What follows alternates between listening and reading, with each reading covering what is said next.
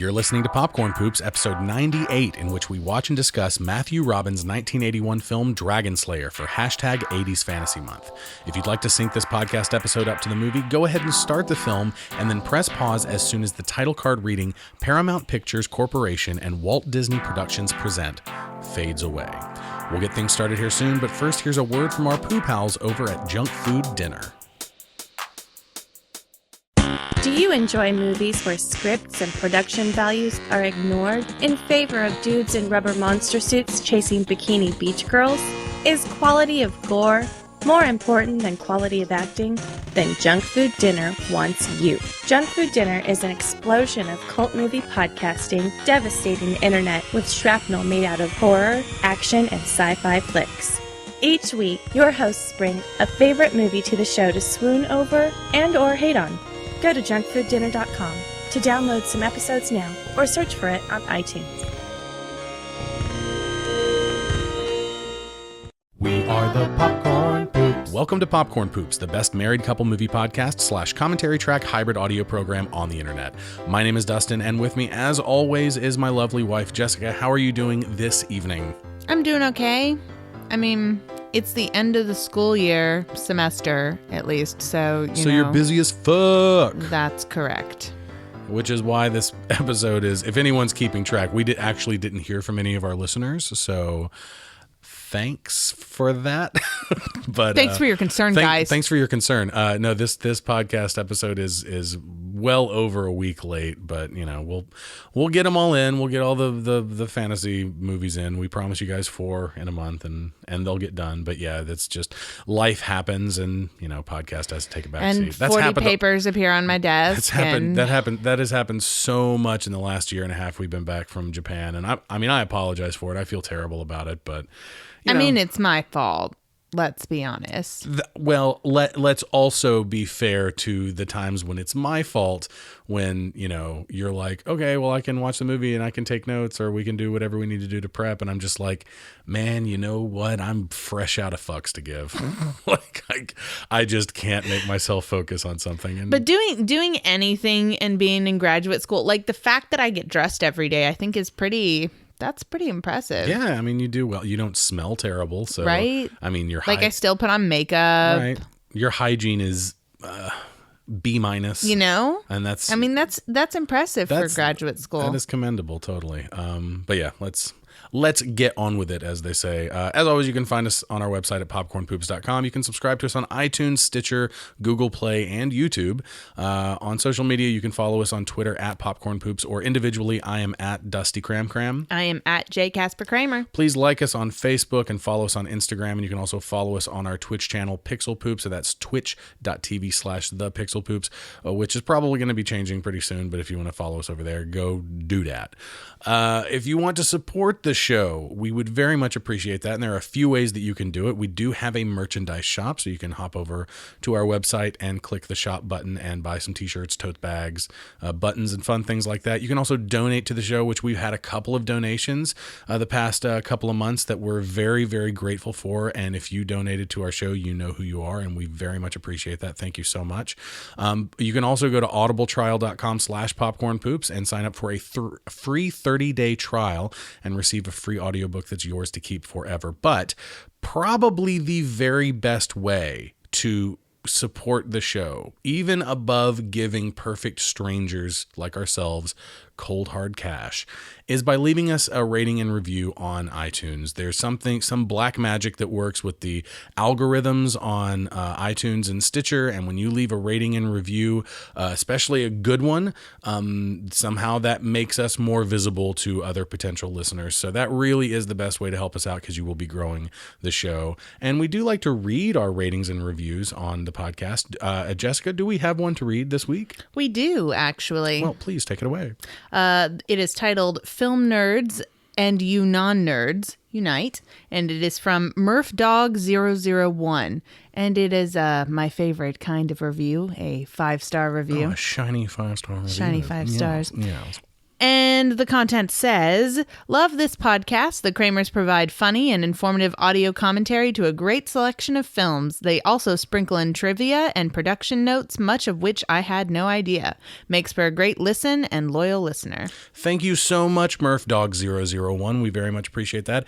If you would like to leave us a rating and review on iTunes or Stitcher, we will do just as we did just then, and we will read it on the show. So you can make us say all kinds of crazy shit. Just put it in the body of the review and listen to it come out of our dopey mouths. That's right. And as always, we do prefer honesty to stars, but I really do like 5 stars. Understand our love for 5-star reviews. Just understand. I don't think we've gotten a single not 5-star review. Don't tempt the fates. Well, I mean, it's going to happen eventually.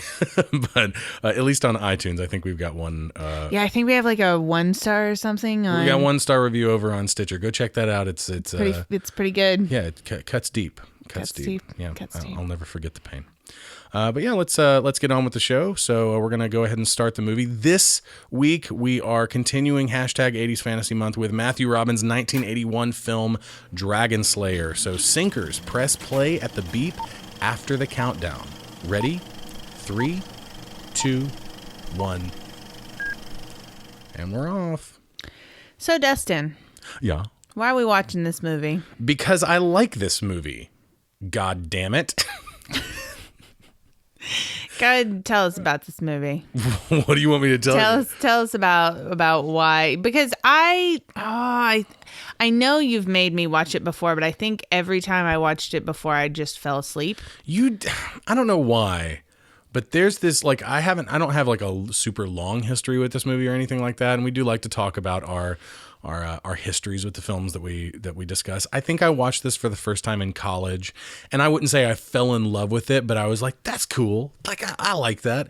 I like this better than Labyrinth, I would say. I like this better than Lady Hawk that we watched last week. So I would say that I am a fan of this movie. If I had to give it a star rating, I'd give it maybe a 3.5 out of 5. Bananas? 3.5 bananas out of 5 pineapples. That's the rating I'd give it. Yeah, I do like this movie quite a lot. I think it looks gorgeous. It does look really good. I think the production design. Oh my God! This is a great scene to talk about that going into, actually, because we get to see the inside of Ulrich's castle and Ulrich the wizard, and, Ulrich the magician. And I love the inside of this castle. It's just like I was saying, the awesome. production design is incredible. They really showcase that from the get-go. That's something that doesn't let up through the entire movie, and that production design, that really high level of production design, crosses right over into their special effects, which of course are dated now. This was 1981, but good God Almighty, the dragon looks incredible. Yeah, it just looks great. The scenes with the dragon are now granted when he's like flying and stuff. It's Oh yeah, well I mean you've you've got that overlay effect that you see in like the old Star Wars movies where like there's the kind of the harsh black line around where they've superimposed the image of their special effect onto. You can see it in of course they've cleaned it up for the special edition releases, but if you can get your hands on like an older VHS copy of like Return of the Jedi or something, you can notice that kind of stark black line around like the Rancor as it's approaching Luke Skywalker in Jabba's palace and things like that. But yeah, I mean, just the look of this movie is great. I love the look of this scene right here, where he's chanting over the cauldron and just the fire, the and weird rotoscope animated fire, and the dungeon and stuff, and his castle. Just all of it looks wonderful. Yeah, so I mean, this movie sets a really great tone for itself. I think that it is more adept at maintaining that tone, setting and maintaining that tone than, like we've already mentioned, Lady Hawk from last week. Partially because of the music isn't as offensive. Yeah, we'll talk a lot about that. We'll talk about the music, but your history though, like you watched it in college. Watched it in college, didn't fall in love with it, but liked it enough. I've watched it probably maybe once or twice since. And then with you, there's always been this thing, and I don't know what it is, but there's always been this thing where I will mention Dragonslayer. I will mention watching Dragonslayer. Like, you know what we should watch? We should watch Dragonslayer. I really like Dragonslayer. I haven't seen it in a long time. Let's watch it. And you'll be like, no, I don't like that. I don't like that fucking movie. Is that how I talk? Yeah. Yes. This is how Jessica. I don't think that's how I talk. Welcome to Popcorn Pips, the best married couple movie podcast / commentary track. Hybrid audio program. I don't think that's how I talk at all. On the internet. I never said I didn't like this movie. It's just, okay, I have a problem with our main character. Our main character or our leading man? What do you mean by our main character? The protagonist? So you don't like Galen? Oh, okay. I have issues with Galen, yes, but more importantly, I have issues with the Peter McNichol actor. Okay, so you don't have a problem with the character necessarily. I mean, I do. I don't like him as a character. I mean, really. he's a stock character, and I get it, but I don't know. I think he has like confusing motivations. He's kind of stuff. that. He's kind of, and you can't. I mean, I think we managed to get through all of Lady Hawk without mentioning Joseph Campbell, but that's not going to work with Dragonslayer.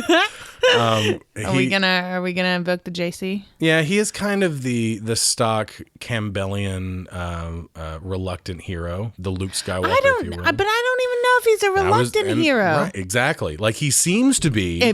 Right now he does, but in about 5 minutes he's gonna be like, whoop-de-doop, I'm a sorcerer. Yeah, and it's weird. It's weird. There is a weird character change. Okay. But besides that, let's not even talk about Galen. I will accept your criticism of Galen. I think it is a valid criticism, but watch your fucking mouth about all I can think Peter of, McNichol, my all friend. I can think of is Ghostbusters 2. He's amazing in Ghostbusters 2. He is. I know he's amazing, but the character in Ghostbusters 2 is such that the cringe is so high that I cannot see this face and not cringe. That's what makes him so great. He's so good in Ghostbusters 2. And I don't know if we talked about this in our Ghostbusters episode. I feel like we should have. Like, did we mention the sequel at all? Did we mention Ghostbusters 2 at all in our Ghostbusters episode? I don't know. Over the summer? I mean, anything I do like 5 minutes ago, I completely forget. So, okay. So I think that I'm surprised we did a Ghostbusters episode. We did. It was just this past summer. Anyway, I don't have a problem with Ghostbusters 2. I think that it's fine because I think that Ghostbusters as a concept is it's a great concept, but I love him doing the noise and stuff and making the whole show. Yeah, this tells so much about Ulrich's character. This tells so much about totally, because the pomp and circumstance of like him entering the room and Galen like doing the sound effects and doing the little tricks and well, because it's unnecessary. Look, he just lit a fire with his magic powers. Like he's super powerful, but still we do this whole like fake smoke behind him and noise and stuff. It's just super cute. I love it. Let's talk about Janosch. Hold on. Janosch Poha. It's Peter McNichol's character from Ghostbusters 2. I didn't finish what I was saying about Ghostbusters 2. I like Ghostbusters 2, and here's why. Here's my defense of Ghostbusters 2. Okay? You ready? Here's my defense. I'm ready. I like Ghostbusters. You don't have to defend it to me. Well, I have to defend it from everybody else. Everybody fucking hates that movie. Why does everybody hate that movie? I don't know. Here's my defense. Ghostbusters is a brilliant concept, but functionally, it's a comedy. Like, yes, it's an adventure movie. Yes, they're both adventure movies, but they are primarily comedies. And Ghostbusters 2 works because the jokes are new and still good. And you've got brilliant shit in that movie like, where are you from exactly? And Peter McNichol's character going, the Upper West Side? I can't even tell the joke without laughing at it. I think it's a pretty great. Is that movie. the one where the woman's mink coat attacks her? Yes, which is such a memorable moment that was supposed to be in the first movie. Really? I think we did talk about that in our episode. We talk about that? But we are now totally not talking about Dragon Slayer. We're not, but but this is tangentially related. It is because I love Peter McNichol. He is a national treasure. I don't think he's in enough you say stuff. that about a lot of people these days. There's a lot of national treasures. There's a lot of them. Zelda Rubinstein. And Nicolas fucking Cage can't steal all of them, okay? I get the joke now. That's right. I was about to be like, he's in your list? Yeah. I don't think he's in your list. Dropping the Turtle Taub reference right there. Boom. Have you even seen those movies? Nope. I don't think I have either. I definitely have not. Anyways. But like there's this moment from my childhood that involves Peter McNichol kind of. That's Do we need to talk about this first? Do we need to like press pause on the on the podcast and make sure that this is clean enough? No, it's nothing. There's no PTSD associated with it. Should this have been in like prenups or something? Discussion, this conversation. No. Peter McNichol was in the Hollywood Mr. Bean movie titled Bean, right? And it's been so many years since I've seen that, but I think he plays. Peter McNichol is like the father of the host family that plays host to Mr. Bean. He like lives with them or something, even though Mr. Bean is like a 50-year-old man. I don't know why he lives with a host family. Whatever. He's with a host family. That's how I remember it. But Mr. Bean fucks up a painting of. No, I know adults that go abroad and live with the host family. Oh, okay. All right. Well, that's fine. Anyway, Mr. Bean. It's not weird. Ends up fucking up a painting of Whistler's mother. Not unlike that person who fucked up that painting of Jesus. Have you seen that painting? Oh my God. What? So I don't know the whole story, but the picture's out there. There's this I think it's a Renaissance era painting of Christ that someone was restoring. Tyrion. That someone was restoring and they fucked it up and they had to like redraw Jesus' face on it. They did a beyond terrible job. So this was, I guess Bean was kind of prescient in that Bean fucks up a painting of Whistler's mother, the original. Mm-hmm. And Peter McNichol, who is also like the curator of this museum or something, like he's somehow responsible for the painting, sees it for the first time, and it's just like, in my memory, it's just like 5 straight minutes of Peter McNichol saying Jesus Christ, just over and over and over, Jesus Christ, like over and over and over again. And growing up in a very religious, I was about to say that wouldn't have stuck out for me as a kid. That was one of those where it's like, take that VHS out of the VCR and you rip that tape out of there right now. And it was one of those. And I was like, whoa. And that's going to stick with me for the rest of my life, is Peter McNichol getting me in trouble with Jesus. So Peter McNichol, if you're listening, thanks for getting me in trouble with Jesus. Okay, well, the only reason I mentioned him and brought it up is because every time I try to watch this movie, as much as I want to love this movie, and I do I don't think I can say love this movie. That's also something I wanted to talk about. I have a couple issues with this movie that keep me from loving it. Do I love Lady Hawk? I love Lady Hawk, but I fucking hate the sexist shit in Lady Hawk. Yeah. So that's very hard for me. Did we say this on the episode last week? I think I said Lady Hawk is a good sleepy time movie. Yeah, if I don't think about Lady Hawk, then I fucking love it. But if I think about it, then damn, it makes me pissed off. But this, he fucking tries to kill her. God damn it. Okay, this movie, if I can't have her, no one can have her. Well, I want to die, so that means she does too. We don't have to ask her. It's fine. She's fine. Just take my wife and put her on the pyre with me. Wait. If the bell rings, you have to kill her quickly. But before that, if you don't do it before, don't you hurt my hawk. Don't you hurt my fucking hawk, okay? That was weird of you. So I don't, it started as like my Ted Levine and evolved into something. I don't know.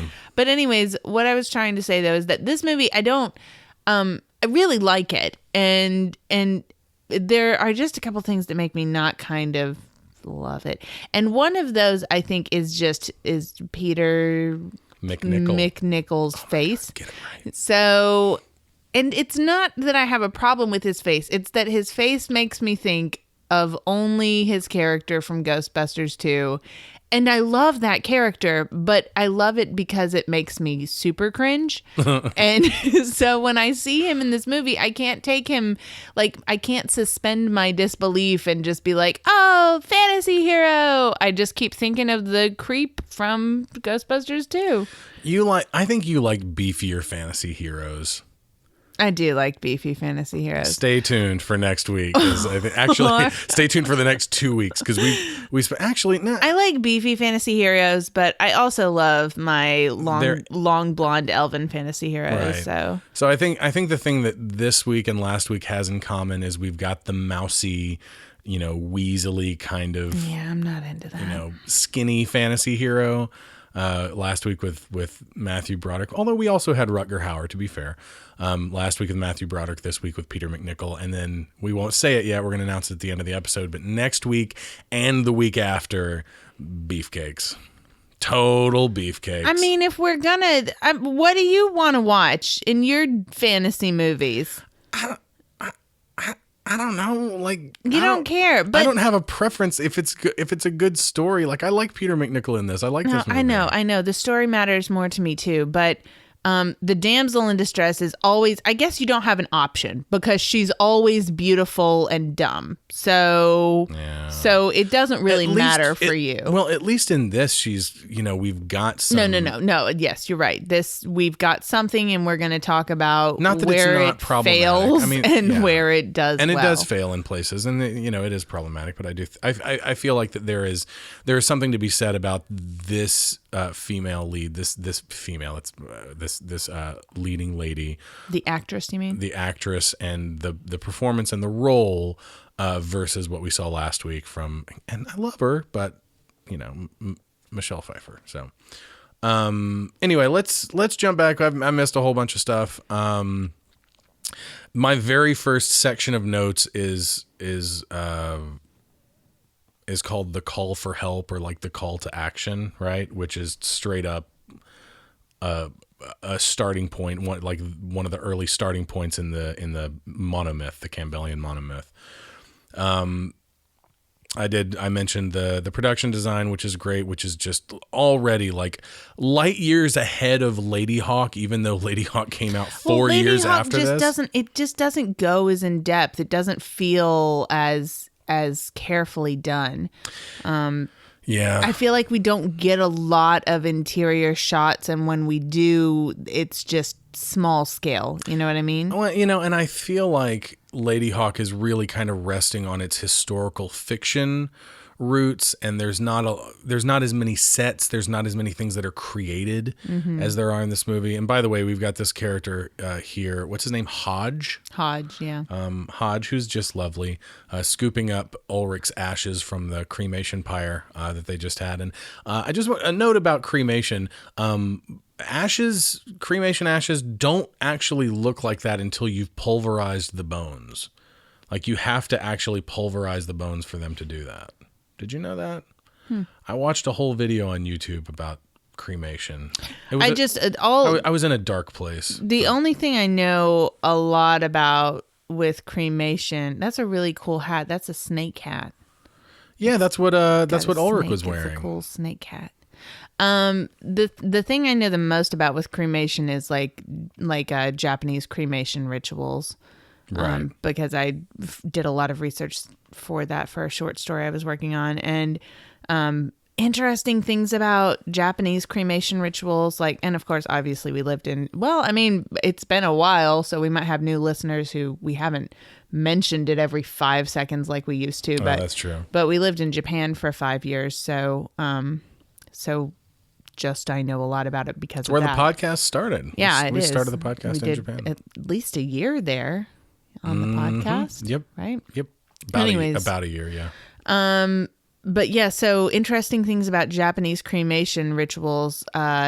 They use very long, looks like chopsticks to pick out the bones after a cremation. Like the family members pick out the bones in the ashes, and they pick them out so that, and they put them in an urn, and they pick out like the toe bones and the feet bones first, and they do it like that going up so that the person is not buried upside down, so to speak. Yes. So that's pretty interesting. But then I've also heard of... Yes, I know what you're about to say. Go ahead. I've also heard of some very, very small... Maybe it's just one, but I heard about this one very small Japanese village that in their local lore... There's some, but it's that they don't cremate, though. They don't cremate, which is weird for Japan. But there is a fear of like the dead returning to life, and that's something that they don't want to happen. So that they bind the bodies that they don't cremate,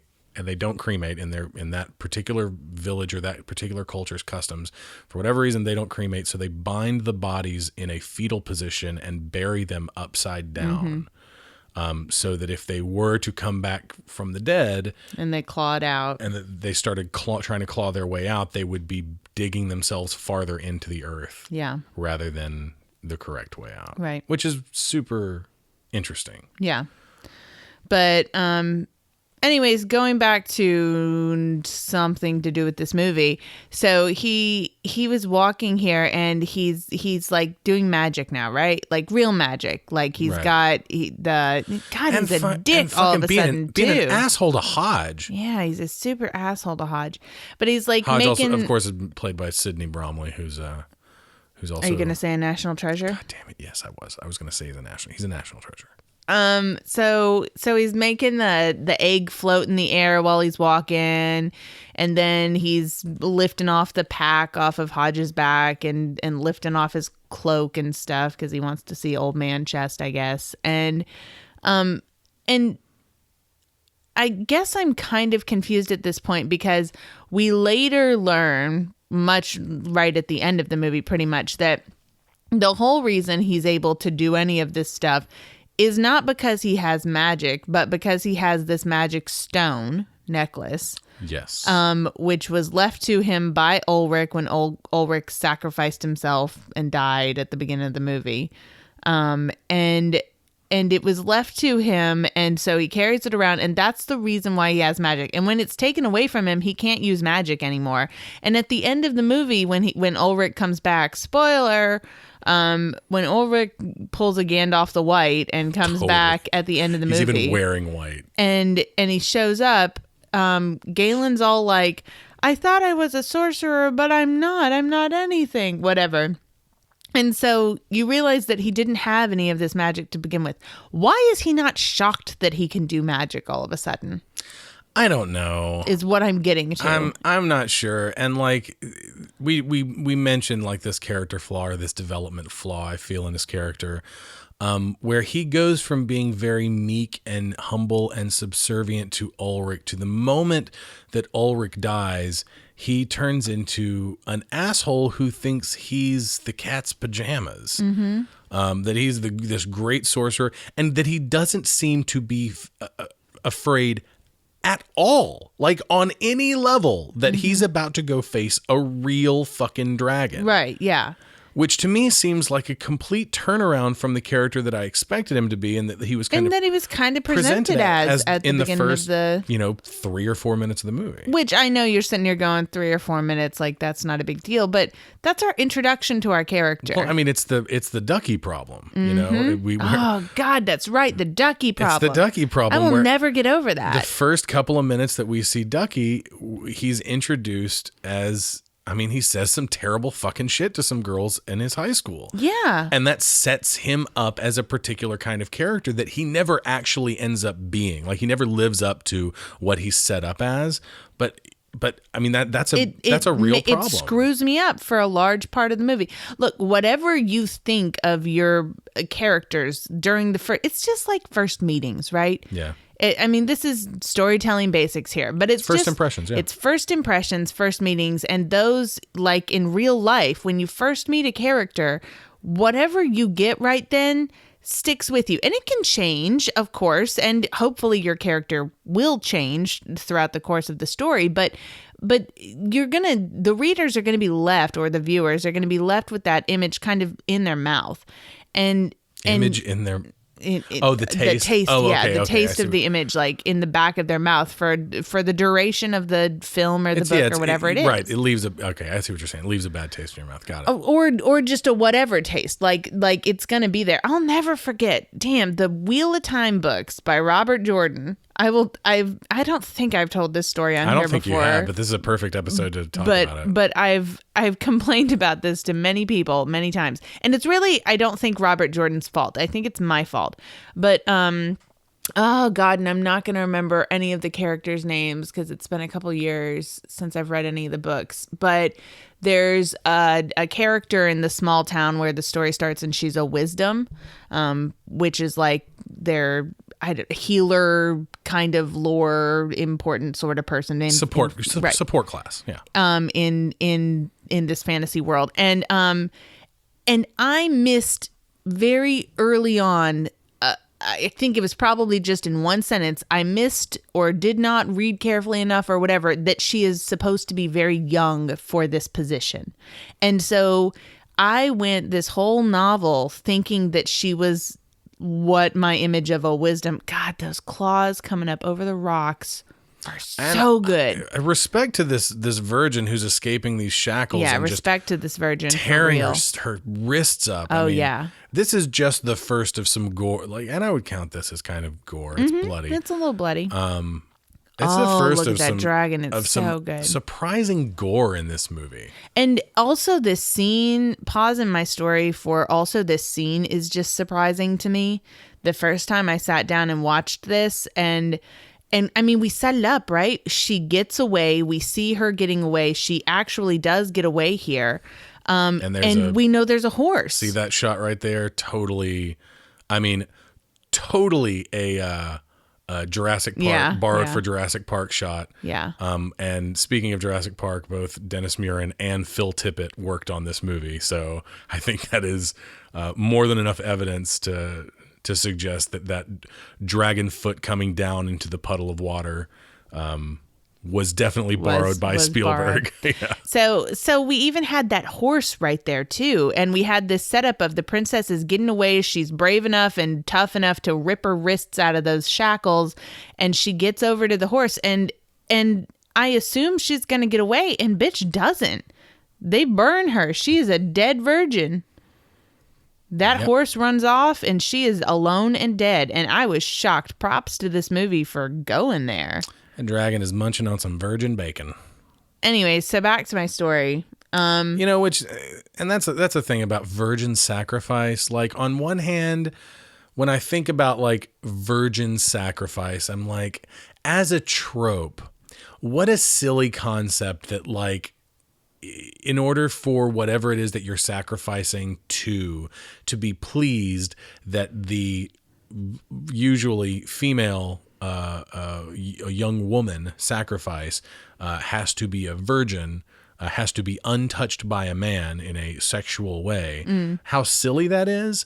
But since it's a dragon, and the dragon is presumably going to eat the virgin as food, there's a part of me that can kind of understand not wanting my food to have been touched by a penis. I mean, we're going to go get Taco Bell after this. Oh, my God. And if I found out that someone had touched my... stuck their dick in the beans or something? Someone had fucked my double-decker taco. I'd be like, yo, swirled it around a bit. I asked for a double-decker taco, not a double-dicker taco. That wasn't funny. Oh, look, peen. There's peen and boobs. Penis and boobs. Penis and boobs. Oh, my God. This is a Disney movie. This is a Disney fucking movie. This movie has gore. It's violent. It's bloody. And we got some nip. We got some side mound of pubes. And then we got a shadow of a peen. Shadow peen. There's shadow peen. There's side nip. Disney used to have some balls. Oh yeah. And we just killed a virgin, and we're gonna kill another one. I mean, there are like other Disney movies that have quote unquote nudity in them, like, you know, secret nude. Like there's that shot. There's like 2 frames in Who Framed Roger Rabbit where people claim that you can see Jessica Rabbit's pussy, which I don't know about that. I've seen the frames and I'm like, I don't know. You're grasping at straws. There is kind of some hidden. There's like a hidden shot in The Rescuers, the first Rescuers movie, where they're like flying by on that bird, whatever that fucking bird's name is. And if you pause at the right time, there's one frame in there where like through an apartment window in the background, you can see a poster of a woman, a topless woman. Really? Yeah. But it goes by so fast. It's like literally one frame. It was just hidden in there. There's nothing hidden about the nudity in this movie. Right, it's just there. It's just there. Shadow peen. And it's inside Mulan there. as fuck too. We didn't totally. mention that, but that scene where he finds out that what's her name? Valerian. Also, we haven't mentioned it, but we have too much to mention. Okay, I feel like Valerian. I feel like this and Game of Thrones, Song of Ice and Fire, are not the only places that I've heard Valerian before. Yeah, no, it's not. In fact, I'm sure that it probably has a meaning in like Latin or something. But that on top of the fact that there's a character in this movie named Tyrion, spelled differently. And Valerian spelled differently too. Valerian spelled differently too, but there's a character, this character that we're seeing here in this vision in the water, named Tyrion. And then also George R.R. Martin is quoted as having said that the dragon in this movie is the best dragon to ever have been committed to film, meaning that he's obviously a fan of this movie. I think it's kind of undeniable that a couple of things were lifted out of this movie for George Martin's books. Yeah. You know? And then they killed fucking Hodge. And this scene is so weird it is. because the performances here are kind of weird. Well, the performances are weird, but what's really weird to me is that we're talking about the death of Hodge. Yeah, the death of Hodge, where he shows up and he's got an arrow and Galen like saw it in the waters and stuff and he ran after him. Why only Hodge? Where are the bad guys? Why only Hodge? Did no one else die? They just came and shot Hodge and that was it? And what was Hodge doing away from the rest of the people? I don't understand. I don't know. There's things in this movie I feel like they cut some stuff out of this movie. Maybe some stuff was cut or something, because there are a few scenes like this one where it's like, I don't understand what happened. Well, and some of the action scenes later. I think it's pretty obvious that they cut some stuff out. I think they probably truncated what was maybe like an action sequence of that ended with, you know, the this death right of here, Hodge, because they had to shoot that stuff. They had to shoot whatever he saw in the water, the vision. Yeah. So they had to shoot Tyrion coming with his cronies, you know, riding the horses down the hill. They had to shoot, you know, the shot of him knocking his bow and drawing it and shit, and you know that stuff that they had to shoot. So I imagine that was supposed to be a scene, but this movie's already 2 hours long. So let's be thankful. I know. It's confusing because I don't understand why Hodge was away from the rest of the people in this party. I don't understand why they specifically came and shot Hodge. And I don't understand where they are. Where did the bad guys go? We're all really close. They couldn't have gone that far to go bathe. And it looks like no one else in the party is dead. It looks like everybody else made it. I don't know. It's weird. Okay, going way back to my story, because I was trying to tell a story about Wheel of Time about 400 hours ago. I'm gonna take a nap. What I was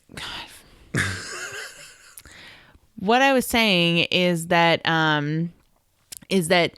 in the first Wheel of Time book, there's the character called the Wisdom, and immediately, if you hear the word "the Wisdom" in a fantasy story, what do you think it is? It's an old lady, right? And you know it's a woman. You assume it's an old. Yeah, you would assume it's an old woman. Assume.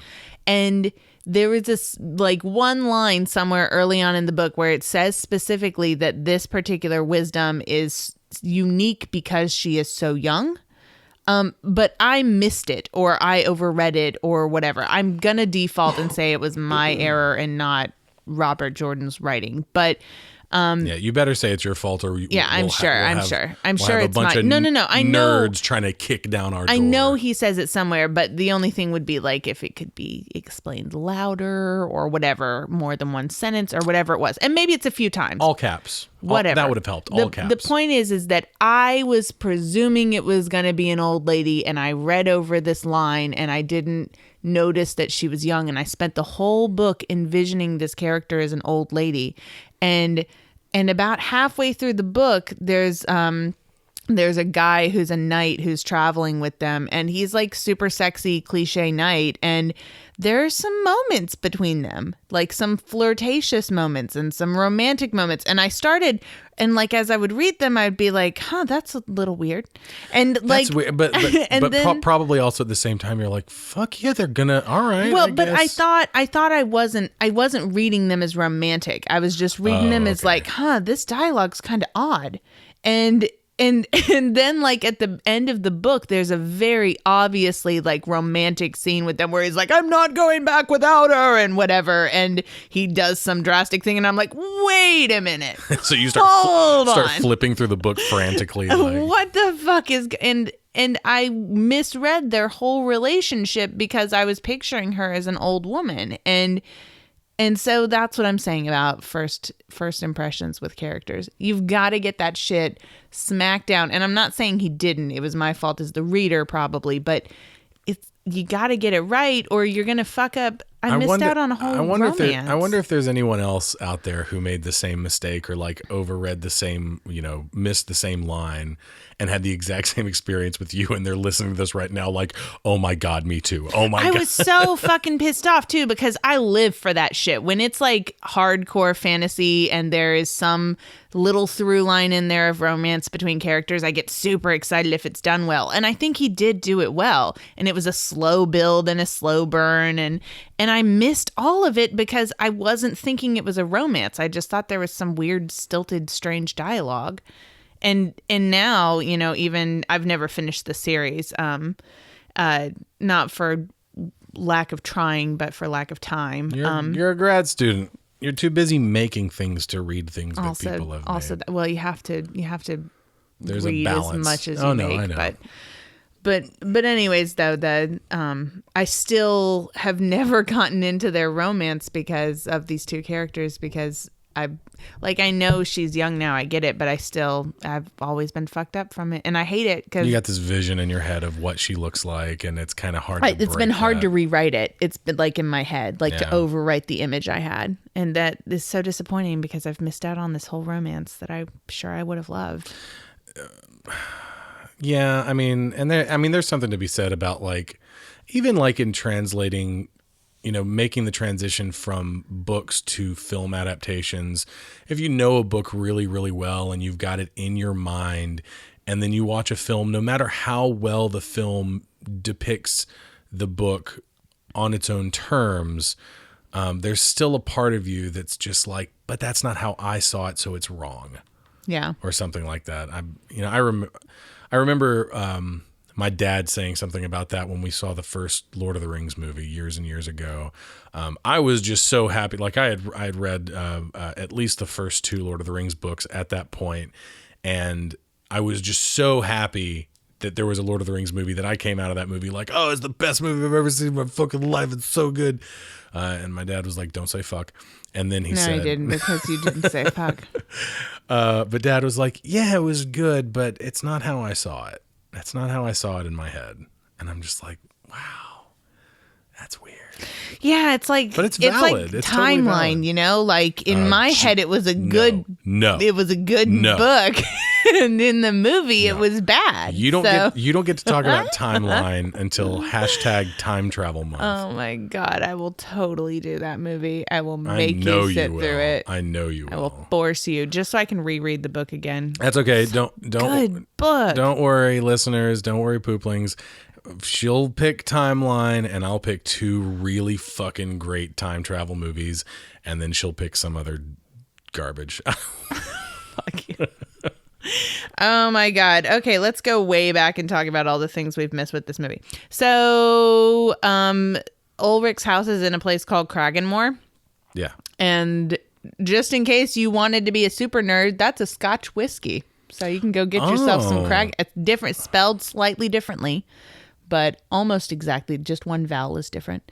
And so what's nerdier, buying the Kraganmore Scotch whiskey or buying Dan Aykroyd's Crystal Skull vodka because you like Ghostbusters? I think Kraganmore Scotch whiskey because the other one's like promoted by somebody, and I feel like, you know, it's just. Or is it even nerdier to buy Coppola wine just because you're a film nerd? Because I've done that before. I don't know anything about fucking wine at all. I like the occasional Cab Sav. And yeah, I definitely bought a bottle of Coppola one time because I was just like, I like movies. I'm gonna buy this $15 bottle of wine. The name of beer and wine definitely influences. Oh, I know it does. Or if it has like a picture of a cat. I like that too. Anyways, so Kraganmore, I don't like whiskey, but if you do, then you can be a geek and you can go get Kraganmore and you can be like, and this is where the House of Ulrich is. Oh my God. Speaking of Ulrich, I don't remember this being, and you're way more familiar with the monomyth than I am, but is the sacrifice of the sage-like character part of the monomyth? It's not. I don't think it's part of like the outer layer, like specifically. But it's a recurring trope that does. I'm sure the sacrifice. It's definitely a trope that happens. A lot of times. Well, it definitely happens, and it happens in this. You know, it's been a minute since I've looked. I didn't look up the monomyth again. I didn't refresh before we watched this episode, though. So. I mean, the first thing that I thought of when Ulrich sacrificed himself, especially in the way that he sacrificed himself, was a total Obi-Wan Kenobi move. Yeah, right? It's the death of the. It very well may be like in the details, because when you say the monomyth, I start picturing the wheel, and right. I start trying to think. But the things that most people put on that wheel, like the big event things, aren't all of the things that are actually obviously on the wheel, because every single one of them has about a gajillion little details that go with it. Well, of course, and not every single thing on the wheel appears in every single right. Obviously, legend. So the death of the sage probably is in there somewhere. I would say it probably is, because we've got that like when I saw that I said that was a total Obi-Wan Kenobi move, and then when he comes but the back, meeting of the sage is certainly 100% in there. So yeah, definitely. And then later when he comes back and pulls the Gandalf move, that got me thinking about Gandalf's sacrifice in Fellowship. Mm-hmm. And I'm like, oh, that's totally the same thing. Like, that's exactly what Gandalf does. Well, because you have to think about why. Think about it at the storytelling level. Why does the sage character have to die? So that the hero, the reluctant hero, can fall into uncharted waters, right. Unfamiliar waters, and become stronger. They have to be tested. They have to do it on their own. They have to move along, even though the sage isn't there, et cetera, et cetera. So, what was I trying to say? Okay, other things I wanted to talk about.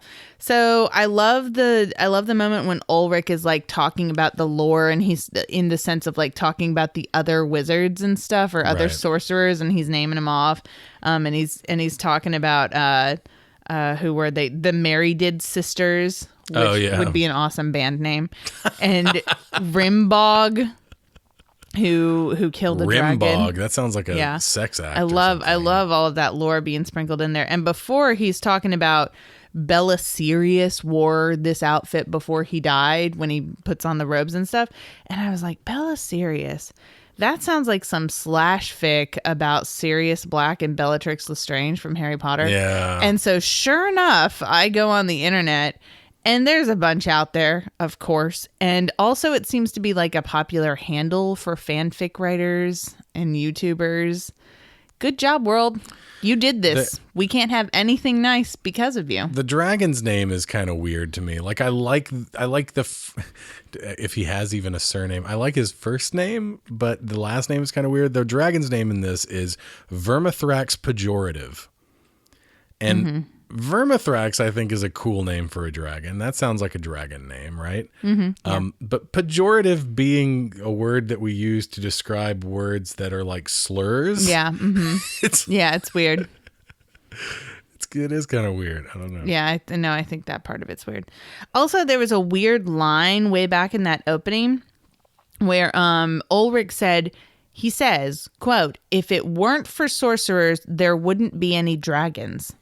And this is never explained. No.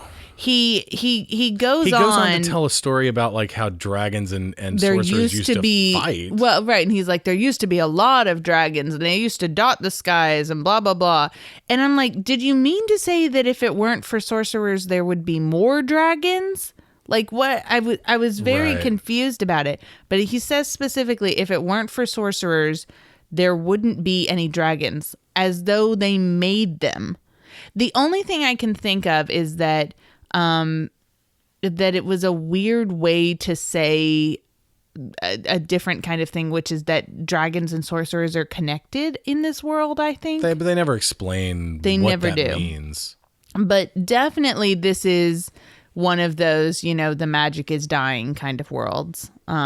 Magic is fading out of being. These are the last few of the sorcerers, we can presume, and the last of the dragons. And we even have the whole thing where Christianity is coming to this world. Like religion is replacing magic. Which is something that I did want to talk about. Something that kind of bothered me a little bit about this movie, because as far as I could tell from the beginning, this kind of set itself up as being in a fantasy world. Like it might as well be in a Middle Earth, type place, right? Mm-hmm.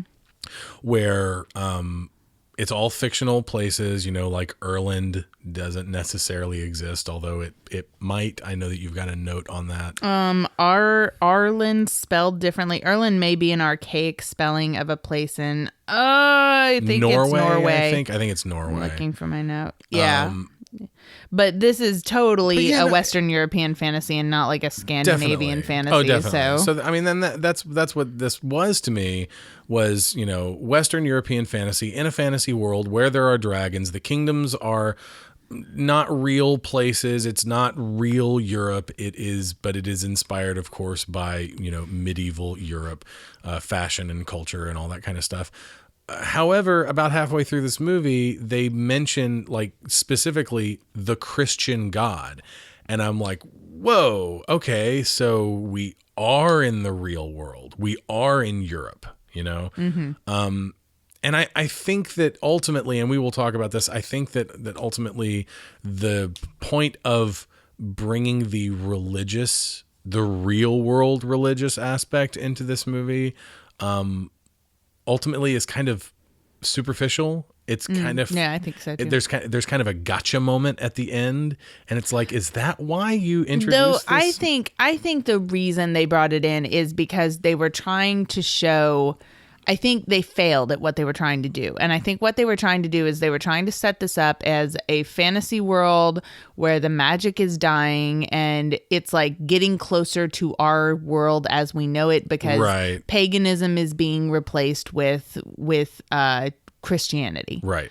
And as we replace, it's kind of like, once you stop believing in fairies, then the fairies die, right? So like once people stop practicing magic, and then the magic starts dying, and the dragons die and the sorcerers die, and et cetera, et cetera. So I feel like that's what they were going for, was trying to create some lore like this, showing how this place became our place. But I don't think they do it well. I feel like when they first start in that last scene, when we had the festival happening, Bilbo Baggins' birthday, and they were all right. It totally was Bilbo Baggins' birthday. Totally. But yeah, I get what you're saying about that, and I do think that their intention to in that scene, they're just like, and the holy man showed up at the same time as the dragon died, and isn't that strange? And I'm like, the holy man, where the fuck did that come from? And we don't even see him in that scene, and it's just like, we're already halfway through this movie, right? Are we about halfway? Just about, yeah, we're about halfway through this movie. This shot right here of this statue, this dragon statue, was our hint for this episode. Eric Wallace, who has correctly identified a few of the movies that we've done from our movie still game that we post on social media. He correctly identified this movie. He was very excited that we were covering Dragonslayer, and he just wanted to, he doesn't have a plug necessarily, but he just wanted everyone to know that he thinks that the girl wasn't fooling anyone. I love how the ground is smoking right there. Yeah, it's a really neat touch. In that moment. Did you know? Did you realize that Caitlin Clark? I thought something was off. That Valerian was not off, but like obviously, like I knew, I was suspicious from the get go. Okay.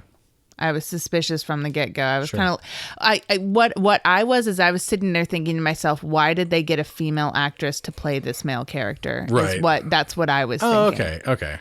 So that's what I mean by suspicious.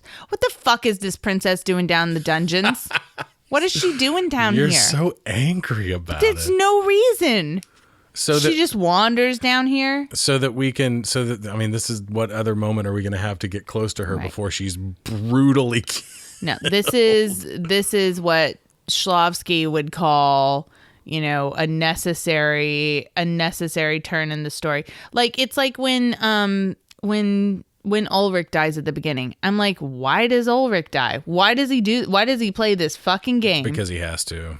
But because he has to? There's no because he has to. Instead of killing himself so that they could bring the ashes to the lake and blah, blah, blah, blah, blah. Couldn't he have just magically transported him? And if not, couldn't he just say, look, you have to go there? I guess. You have to go there. I mean, yeah, I guess. Well, I mean, I think you could ask the same question of, you know, why did Obi-Wan have to die? Right. Which is a question that I like until I understood, you know, theming and character building and narrative as a kid. I never understood why he gave up in the fight against Darth Vader and just let himself be killed. Okay, I never understood the reason that. Ulrich dies is so that there's a story. If Ulrich doesn't die, then and it sounds like I'm being a smartass, but I'm not. And you can go read some theory of prose, and he talks about, Shklovsky talks about this. Does it look like they're playing Jenga here? It does look like they're playing Jenga. With these lead bars? They're not. They're trying to do alchemy, but it looks like they're playing Jenga. Which is also another, like, it's not even a story, but it's like this sub motif or thread or something, where Ulrich talks about how his master actually turned lead into gold, like successfully did alchemy, and then, you know, they're trying to make alchemy work with the pendant that they stole from Galen. But anyway, all I was saying though is just that like theory of prose stuff here, you're basically, sometimes you have to do things because if you don't, there's not a story. Like the reason why Ulrich dies is so that there's a story. Right. If he didn't die, then there's no story. So sure. So like I get it, and I get, I'm bitching about her going down into the dungeons, but if she didn't, then the story wouldn't move forward. So I get it, but I don't know. I like it to be less obvious. You want it to be more organic. Yeah. I don't think that's not some... unless it is supposed to be kind of a caricature of a story. You know, if it's supposed to be like satire. Not satire even, but just like it's supposed to be, we are obviously following a myth here, or we are following folklore patterns, or we're doing something like that, and that's obviously what it is. Which I have my own issues with. Like I feel like that when fairy tales, and I've got this whole theory, and I've actually written about this before. I have this whole theory about how like adaptations of really, really old myths and legends and folk tales are largely unsuccessful in contemporary narrative forms. Because those stories were written before we had like a consensus on storytelling conventions, on character building, on how a story arc should go, on how tension should feel, about the release of tension, about, you know, theming and motifs and all that shit, right? Well, like in my in the most recent novel that I finished, without, and what I mean to say is that they fail when they are not properly adapted and fully adapted, Right. not only to the medium, but also the sensibilities of contemporary The modern storytelling. audience, Right, right. exactly. What I was going to say, like talking about that, is the most recent novel that I finished that I've got out with agents right now, and I'm trying to get picked up. Is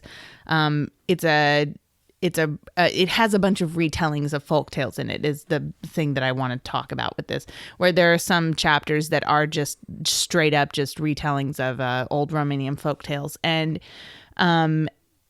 even in those where I pretty closely follow the original sources. But even in those, I still change the characters and stuff. Like I make little like snide asides and stuff where I comment on the ridiculous things that they do, because you can't not do that now. Like you can't just say, and then she went and got 30 baskets of bread and brought them, and she didn't question why the fuck she was getting 30 baskets of bread, because like you can't. Look, you have it's to Ian McDiarmid. make a comment. Welcome back to the podcast, Ian McDiarmid. I wish we had seen you in a better movie before, but the only movie that we've done that you've been in, of course, was Star Wars Episode 1, The Phantom Menace, in which you played Emperor, not Emperor at that point, Senator Palpatine. Look at But look at him. it's beautiful. Look at how hard it is to make a circle out of sticks. It is Got to be really hard. his staff is definitely handmade, and They did a good job. they did as good a job as you can do trying to make a circle out of sticks. It's hard to make a circle out of sticks. I mean, I've tried and they just break, so they don't want to be a circle. Anyway, let's talk about the filmmaker, Matthew Robbins, who is not a very, very well-known filmmaker, or he's a writer-director. He co-wrote this with his writing partner at the time, Hal Barwood. And he does have some stuff under his belt that I think is kind of interesting. He directed The Legend of Billie Jean, 1985. He directed Batteries Not Included from 1987. And his directing career specifically ended with Bingo from 1991, which I didn't remember specifically, but looking it up, there's a dog with like sunglasses on the cover. So I've just got to assume that it's a film adaptation of the song about the dog with the bingo was his name-o. So there's that. But as a writer, he's actually pretty accomplished. He's got quite a few credits, but probably the things that stood out the most to me were he wrote the Sugarland Express. He co-wrote it with Hal Barwood for Steven Spielberg in 1974, and most recently he's worked with Guillermo del Toro twice. He wrote Mimic in 1997, and also I love this dragon reveal here. And he also wrote Crimson Peak in 2015, which I think is really interesting. The writer, his writing partner, Hal Barwood, who appeared to be his writer up until the mid 1980s, at least until 1985. And then after that, he wrote a couple of Indiana Jones video games in the 90s, and also Yoda Stories. You probably don't remember that, but Yoda Stories was like this PC game that was ported to the Game Boy Advance. I had the Game Boy Advance port of Yoda Stories. It was terrible, but apparently Hal Barwood, the co-writer of DRAGONSLAYER, wrote Yoda Stories in some capacity, so that's kind of interesting. We're getting to see some of our first real dragon action. The dragon flying around and breathing fire on shit and burning this town.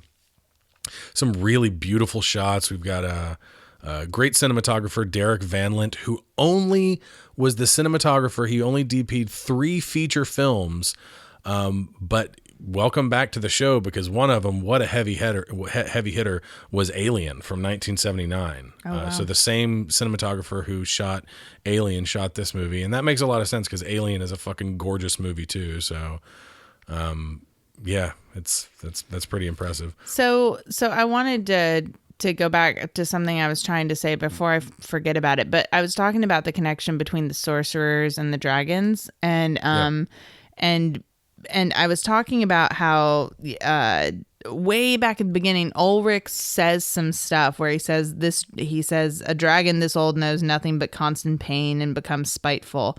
And the way he's talking about the dragon, I think you're supposed to realize that he's talking about himself too. Right. And I think double speak. I think they do that pretty well throughout this movie. I mean, it could be done more, but I think there is some obvious like parallel stuff going on with the dragon and with the sorcerer and with dragons and sorcerers and how they're sort of being replaced by more modern religion, and all of that. I think it's there. I just don't think the movie fleshes all of it out, I guess is how I feel about it. Yeah, I actually going back to, I guess, so Valerian, who is played by Caitlin Clark, is now no longer parading around as a boy, but is now accepted a life as a girl. Yeah, we haven't talked about that whole scene. No, there was a whole scene where, like, you know, they thought the dragon was defeated, and we didn't really talk about the scene where he kind of fought the dragon, so to speak. He didn't really fight him. He went in to the cave and ran out and cast this spell that dropped a bunch of rocks, and there was this avalanche, and they thought that they had sealed the dragon inside the cave there, thus defeating the dragon. And it was kind of weird him going up to the lair too. That whole thing was kind of weird because in that scene, it's like when what did they say? They say something like, we're at the lair, or we're almost at the lair. And I thought Galen was going to be like, oh shit, we're doing this right now. Like, I thought that's what was going to happen. Right. And instead what happens is they're like, we're almost at the lair. And he's like, I want to go see it. And they're like, whoa, not right now. And I'm like, why not? Why not right now? What are you going to do? You got to take him home and feed him and do some talking and then have him go kill the dragon? Just let him go kill it. I mean, it's way, way, way in the movie before he even shows any kind of signs of doubt, because, you know, when she says we're close to the lair, there's a line after that where she's just like, no, we got to go past the lair to get to the town, and that's where we're going, as opposed to, hey, let's go to the lair right now. Let's just get this over with. And then we should see a moment of doubt. We should, I think, see a moment of doubt with Galen where he's like, whoa. Oh, shit, we're doing this now. But instead, he runs to the one lair. Who's like, instead, they want to go to town and he wants to go right to the lair, and he runs up there and he blah, blah, blah, and he pretends to be a sorcerer and he knocks some stones off of the mountain and whatever. It was just, and there was also, I don't know, there was a weird moment where the rocks are all falling and he's like, oh no, and he's trying to stop them from falling. And I'm like, why are you trying to stop them from falling? I mean, I guess there were people around and he was worried about their safety, but it's still... I think he just intended for that one big rock to fall. Yeah. Not all of them. But anyways, what we should talk about though is the scene after that where her father brings her out and, you know, shows everyone. It's like, she does it. He's like, you shouldn't do it, but she's like, no, and she puts on a dress and she comes out. Right. Okay, so on one hand, there's a part of me that's like, cool. She's taking initiative and she's going to express the gender that she wants to express, right? That she wants to. Right. And so on one hand, I'm like, yeah, cool. But on the other hand, there's also this underlying thing that's kind of weird. And it's because of the way that it is, is that she was born a girl sex-wise and that she wants to look like a girl. And there thus is this underlying tone of it being like, well, she's doing what she should. Like she's of course she wants to look like a girl, where there's a part of me that would have appreciated her just being like, no, it's fine. I'll stay looking like a boy. Yeah. Also, in this time, I mean, come on, like, it's better for you. It's better. Just stay looking like a boy. Oh, as unfortunate as that is. Why are you saying, oh? I mean, but it's true. I mean, it's unfortunate, but it's definitely true. And, you know, there's this other layer to this where I'm like, if the issue is that, so they avoided having her be part of what we're seeing right now, this lottery ritual where they Shirley Jackson shit here. Yeah, no shit. Where they sacrifice a virgin every so often to the dragon to appease it or whatever. She has avoided being part of the lottery by dressing as a boy, by presenting herself as a boy. But there's another layer to that where I'm just like, but it has to be not only a girl, but a virgin. So you're going to parade your daughter around as a boy for her whole life, even though she doesn't want to, as opposed to just say, hey, you like the farmer's boy, don't you? Why don't you just go spend some time with him? He's got a penis, which means he'd like to put it in something. Yeah, it's like, go spend some time with the farmer's boy. I'm going to turn my head, and that's just going to be that. And then you don't have to fucking worry about it. Well, that's the thing. Like these virgins here, she's got to be what? At least her character's at least supposed to be 16 or 17. And for this fucking backwards ass time, way into marrying age. Right? Like way beyond marrying people age. back then lived like 30 years maybe. Oh, yeah. We'd be ripe old age about to die. Oh, yeah. We'd be just about done. We'd be just about dead. And so, like, people were getting married super fucking... pretty much it's like, has she had a period? Yeah. Okay, good. Marry her. So girls were getting married super fucking young. And so what, right?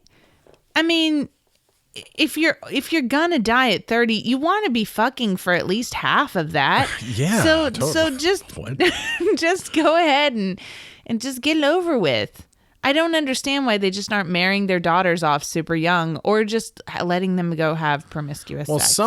Someone's got to die, apparently. And that's another thing about this movie that I wanted to mention in the scene where Galen had to prove his magic to the king, and the king started getting pissed off, and that's where they stole the amulet from him.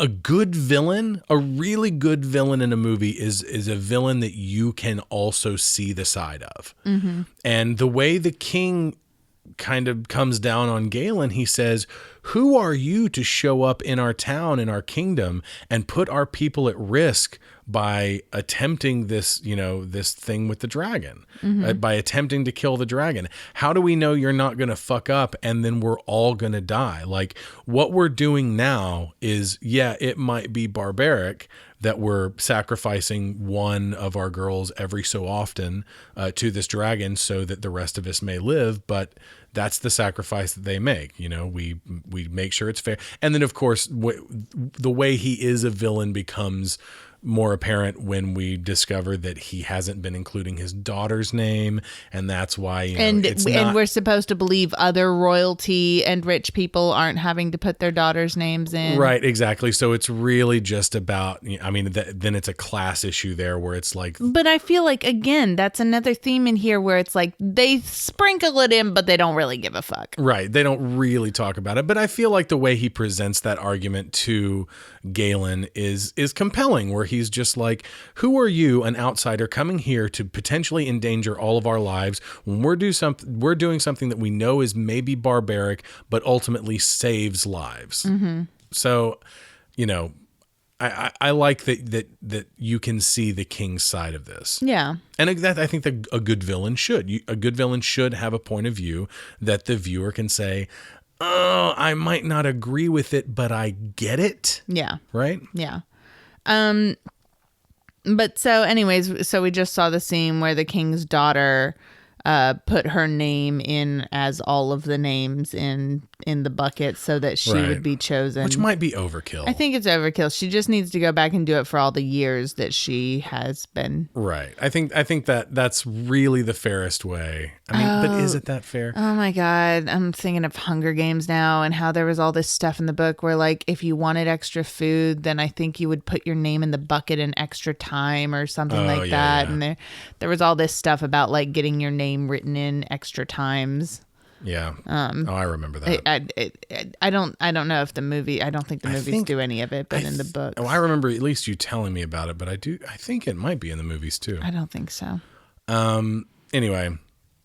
Yeah, so she does kind of overdo it by putting her name in the bucket way more times than she should. Like you said, I think that she should have probably just done it as many times as as the years that she missed. And then also the other girls all the other people that are, in high society that haven't had to put their names in. Why not just have Yeah, she should just do it for all of them. Yeah. But why also not just have 1 year where just the rich people have to put their names our in? character, Valerian, needs to put her fucking name in there 16 times or whatever too. Yeah, that's true. Right. And that's a whole thing here where the princess is all up on it and she's like, but really, is Valerian any different? And Valerian's down there let it stand. Yeah, let it stand. And it's but bitch, you've been hiding too. Hold on, that's kind of shitty. That's kind of shitty. Especially because the princess, princess is not shitty. She seems to be cool. Yeah, she's just this is wrong. I didn't know it was happening. Now I'm going to fix it and sacrifice myself.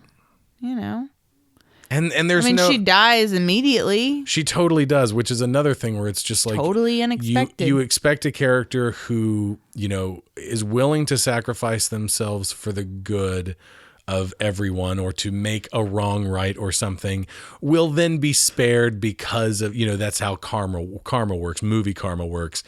And then she totally fucking dies. Yeah.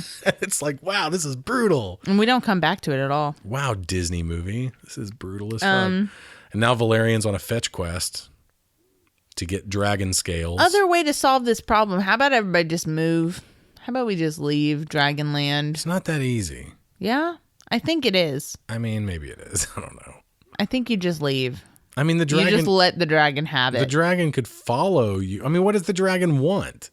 I don't know that they know what the dragon wants. I feel like in almost all of those kind of stories where it's just we're sacrificing a virgin because we don't fucking know what it wants. And and that's okay. Let's be fair. It's we're a society run by dudes, and what do we want? Virgins, I guess. So I guess that's what the dragon wants. Actually, it's just a giant virgins. Lizard, and it just wants to destroy. Yeah. So why don't you just breed a bunch of cows and just give it some cows? I don't think it's going to care. They probably taste better. Yeah. Probably do. Oh, these awesome dragon baby puppets. But there we go. There we go with one of the weirdest things about this movie because it's going to happen again. It does. It happens a couple times. So Valerian's on a fetch quest right now, and she's going to get herself some dragon scales so that she can take them back to someone and craft a shield, and then she crafts the shield herself. I'm being a smart ass. And then she can level up. She's gonna get 300 XP and 24 gold. Yeah, they never really form a party in this. They do not. But yeah, she's totally on a fetch quest right now. She's got a basket and she's collecting scales, and very cool. I'm saying it sarcastically, but actually I think it's really cool. And then a mob spawns. Right, a mob spawns and it attacks her, and we don't see what happens. She's just ah! It's oh my god, it's a fucking little baby dragon. And then we cut to the next scene, and then we cut back to here, and right now she's fine.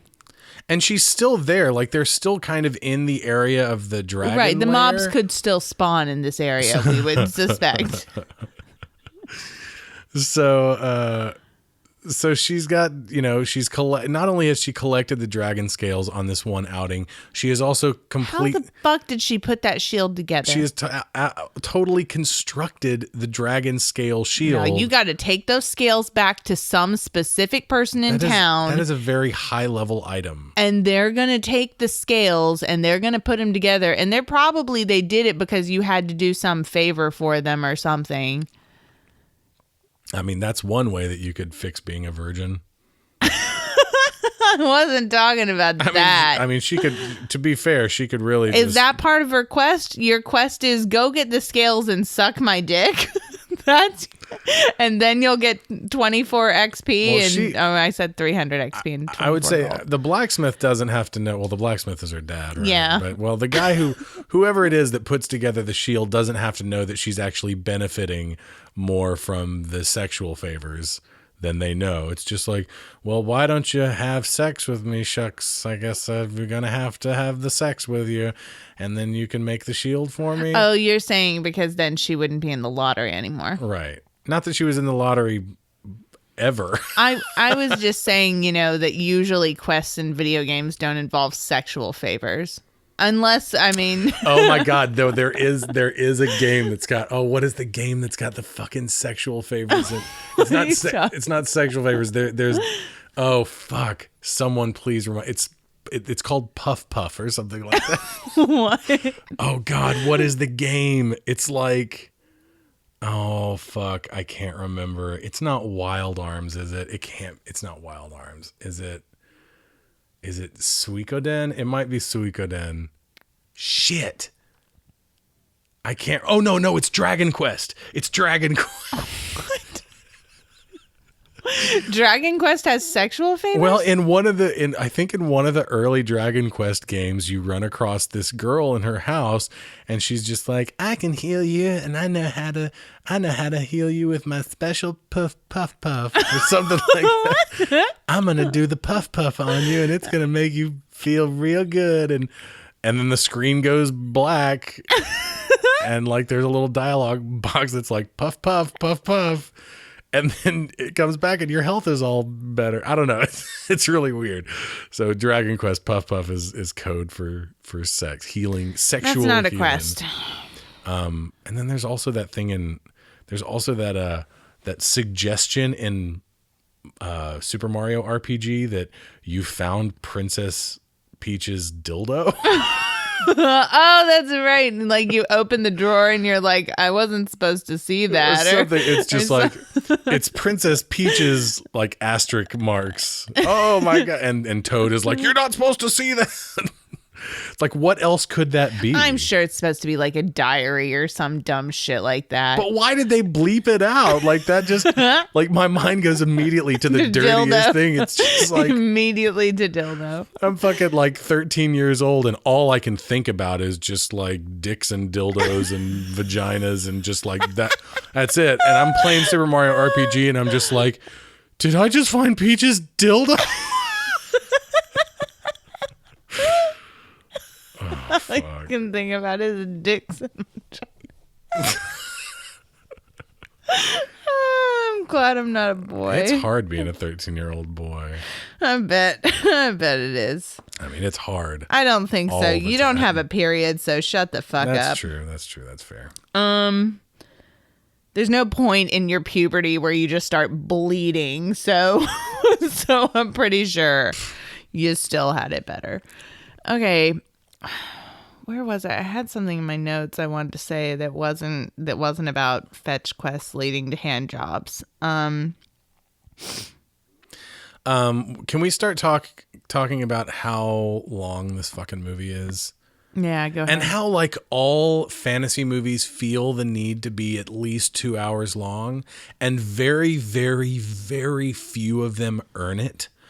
I think, okay, to be fair, I think the Lord of the Rings movies are masterpieces. I love them. I love every one of them. I think Two Towers might be my favorite, but I do think as long as they like, I feel like those movies probably earn the right to be like 2.5 hour long movies each. No, they earn it. But not fucking 3.5 and 4 hour long movies. It's fine. No. It's fine. No. It's fine. That's irresponsible. Just go to sleep to it. They're not sleepy time movies, though. Those are It's fine. actually I go to watch sleep them. to 'em sometimes. Oh, okay. No, it's fine. I mean, But anyway, no, I don't know what it is about fantasy movies. Maybe it is the nature of being an epic or feeling like you need to be an epic and like living up to that standard of like, you know, the swords and sandals epics of the 60s, like Ben-Hur and, you know, Spartacus and shit like that.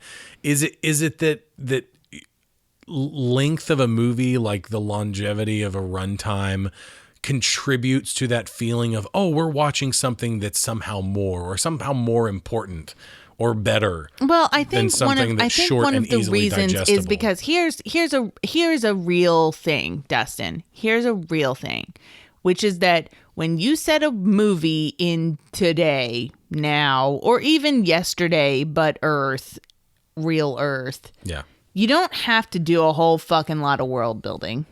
You just don't have to, right? Because I know what Earth looks like, and if it's set in, obviously if it's set in a particular kind of place or a specific country or whatever, then sure, or a particular time period, you're going to have to do world building in that sense. But it's still so familiar even then comparatively. Like, you don't have to learn the rules of gravity. Right. Like, you don't have to. I know. Well, I think that's a large reason why fantasy movies and novels tend to get pretty lengthy is because they've got a lot to fucking do. Here's the thing. I get that with Lord of the Rings because God. this is the fucked up shit. So wonderful. So the princess was actually sacrificed and she ran away and ran into the cave, and now the baby dragons are fucking eating her. Oh, yeah. And there's blood and gore, and this dragon is ripping off her foot. We're about to see it, right? We actually see it, right? Oh, yeah, we see it. And look, look at that. That dragon fucking ripped off her foot. It ripped off her foot. And then he cut off its head. It's awesome. And sliced through its head. It wasn't even a clean cut at the neck. It was through the head. Yo, this is a Disney movie. There's some major gore right there. This is a Walt Disney production. I would in that scene be putting my hand over my kid's eye. I want them to see someone's foot get eaten. That's fucked up. It's brutal. Awesome. I love it. I do too. But talking about runtime in movies, I feel like if a movie's actually going to do world building, then yes, that can be forgiven to some extent. This reminds me of ROUS's, by the way. Oh, from Princess Bride, which would have been in this month of movies had we not already done. Oh God, yeah, but we had. What I'm saying about runtime, fantasy movie runtimes, is that if they actually do the world building, that is forgivable. I don't think most of the fantasy movies that are 2 hours long really do that much. I don't think this movie does that much world building. I don't think Lady Hawk does that much world building. What do we really know about that world when that movie's over? The world itself. I get what you're saying, but it's just we even criticized it for them just kind of brushing over. It's just and we're in a drought or something, and we can't tax the poor people anymore. I agree. This movie, we are about to be at where I believe is the end of the movie. Right. This is pretty much it right here. When he goes down to this lake that's got fire on it, I don't know how he's so dumb that he doesn't remember that he's supposed to throw the ashes into the burning lake. I mean, I'm pretty sure that if someone says burning lake to me while they're dying, I'm going to remember it, A. And then when I see fire on water for the first time in my life, I'm going to make a connection. You're going to be oh, burning lake. Better throw the ashes in. And if he did it at this point in the movie, I don't understand why he couldn't do it at this point in the movie. And then, Ulrich comes back and then they have to escape this cave together, right? And then they do the big dragon battle. Yeah, and they can do all the stuff that they do with the dragon battle, but instead, this movie, fuck your rules of 3 or whatever. You don't have to go back to the cave a third time in this movie. He went there once. He did a thing, thought he succeeded, but actually failed. This is him returning to right the wrong. Right. But instead, he comes here this time and fails again, and then leaves and realizes what he did wrong the second time, and then has to go back a third time. And it just makes the movie 30 minutes longer than it needs to be. Yeah, because after this scene, I think we've still got 20 minutes left in the movie. And that's just unnecessary. It's unnecessary. Okay, so I wanted to go back to a line that made me laugh. When he's trying to get his magic weapon to kill the dragon with, right? He asks the blacksmith, he says, "Blacksmith, have you ever forged a weapon?" And I'm like, what the fuck do you think he does all day? He just only makes horseshoes? I mean, maybe. I mean, don't know. I guess. Sure. I mean, like now, that might be a reasonable question. But I don't think so. I think that back then everybody had swords and daggers and shit. So sure, he made more than horseshoes. Also, he's a blacksmith in a fantasy movie. The dragon looks pretty dope, but don't look too close at like the line where he's supposed to be coming out of the water. Yeah. It looks kind of shitty. But the dragon himself looks cool. The dragon is awesome. Yeah. I love the dragon effects in this movie. I love the fire. Apparently the special effects artist used like 2 military grade flamethrowers for some of like the off-screen, coming onto screen fire effects. The puppet that they use for the dragon is super cool.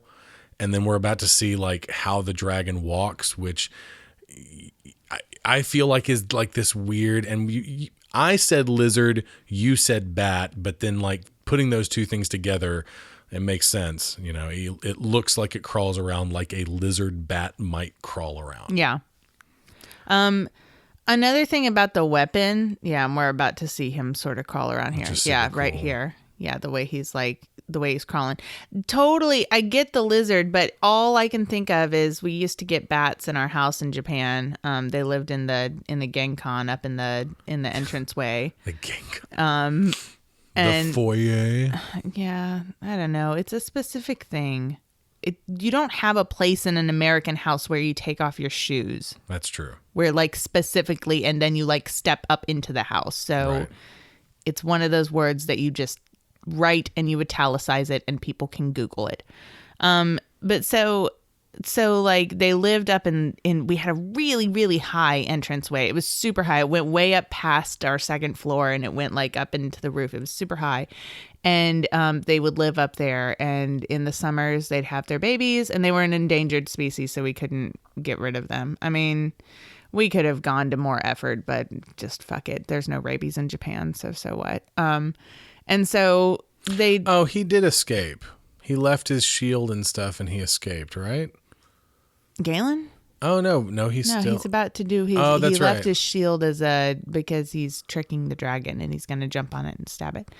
But so in the summer, the bats would have babies and they'd teach them how to fly inside our house. And sometimes they would fall onto the floor and the cats would get them. And we'd have to pick them up and take them outside. Put them outside so that they could fucking just fly back into the house. But you're right, the way they crawled around. Yeah, the way like their little bodies, they'd like when they were on the floor and they'd be crawling, trying to get away from the cats.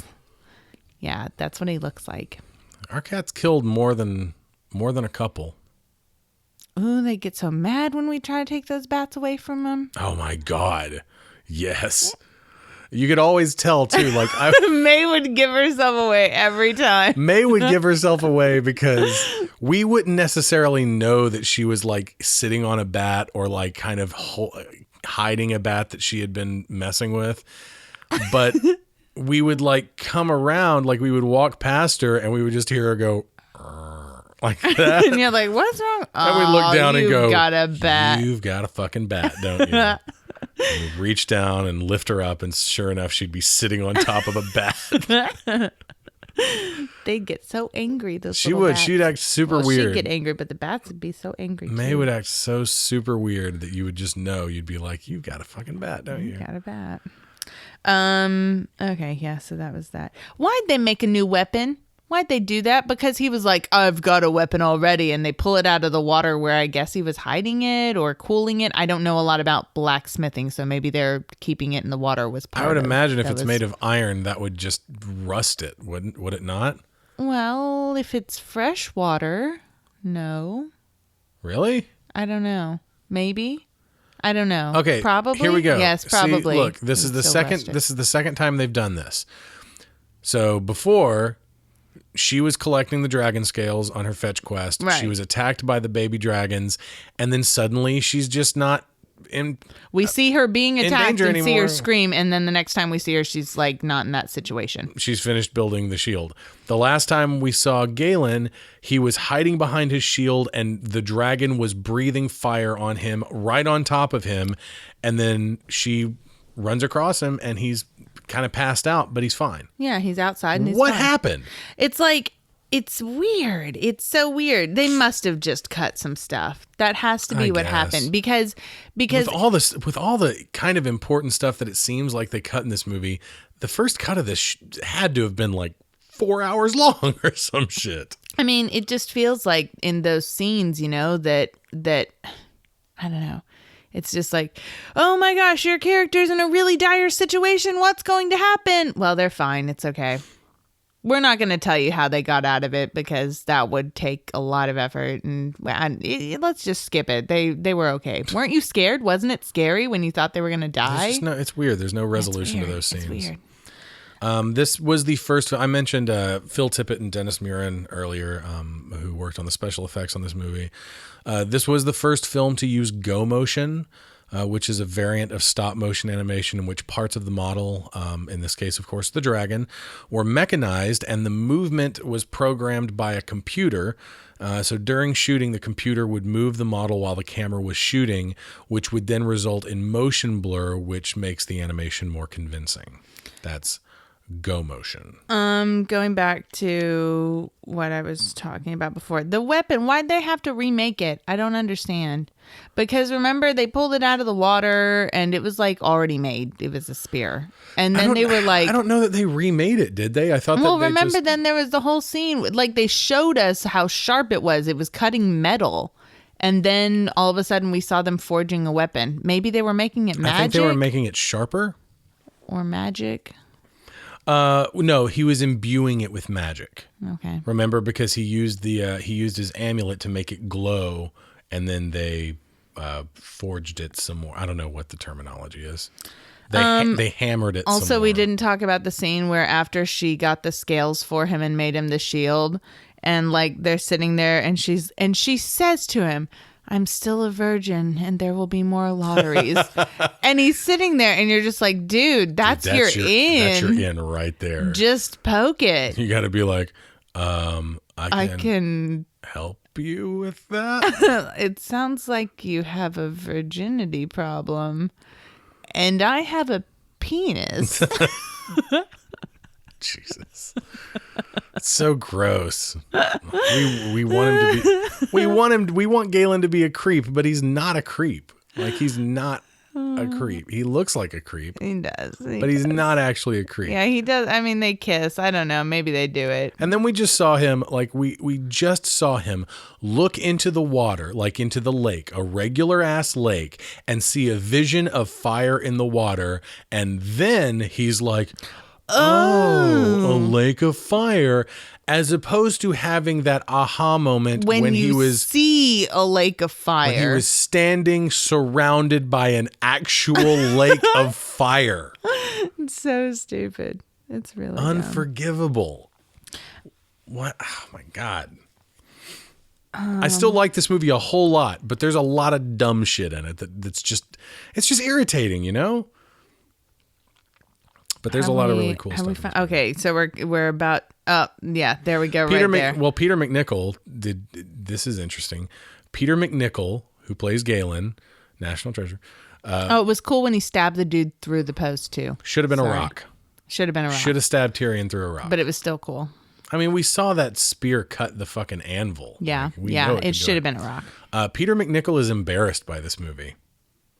Really? He does not put it on his resume. Like, people know that he's in it. Right, you don't get denied. It's like people know, but he doesn't like put it on there like, and I was in Dragonslayer, just so you know. I wonder if he puts Bean on there. But not Dragonslayer? I wonder if he's like, I don't know what you're talking about, but Bean, you saw Bean on there, right? I was in Bean. Rowan Atkinson, real actor, acted opposite Rowan. Bean is right there. You think? How is this dragon making babies? Asexual reproduction? I don't know. That's Godzilla rule, like Godzilla 98, whatever the Roland Emmerich. I love all Godzilla all the blood spurting out of the dragon, like during the battle. That was pretty cool. Lots of oopy goopy. Yeah, there's some nice oopy goopy. And if you've been listening to our show long enough, you should know that we really appreciate some good oopy goops. And this movie's got quite a bit of oopy goopy. This scene right here, Galen goes back to the dragon's lair, and apparently there's no dragon there now or something. I don't know. We saw her father give her a cross too as a necklace. Right. So again, showing that shift from paganism to Christianity, I guess. And he's had his whole he couldn't walk. He knew he wouldn't make the journey, so he had us make it for him. And I'm like, why didn't he just tell you to go do it or whatever? I guess, I don't know. Whatever. Shlavsky, right? You wouldn't have a story. He has to die. Okay, but big boo on this fucking movie moment is when this shadow, before Ulrich appears, the shadow that appears in the fire kind of looks like an Oscar. It does. Which might be wishful thinking on the part of this movie. Like I feel like in that shot of like the Oscar in the fire, it should just like little letters should come up for your consideration. So big boo on this movie moment is back when him and Galen Valerian are walking into the cave, and he says something about like, you should stay here or whatever because it's dangerous. And she says, I'm not afraid. After all, I was a man. Oh. Problematic. That's some problematic shit. Yeah, I didn't like that either. That hit me. Cool.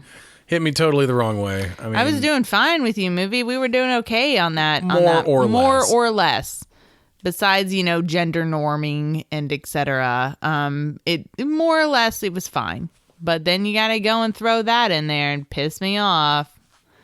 Thanks, 1981. We keep saying this was a Walt Disney movie. This is also, I think Paramount had as much of a hand in this as Walt Disney did. Then she immediately got scared, by the way, which was right. Yeah. Where Galen turns around and then he's like, "A man, were you? Not like me. Check out this penis." Yeah, because she saw the can we say befooted? What? Instead of beheaded. Oh, okay. The befooted princess. Befooted princess. I thought I don't know why, but I thought you were referring to something that had feet. Like something that had feet that maybe doesn't usually. You have to have an adjective for having Look feet. At that befooted creature.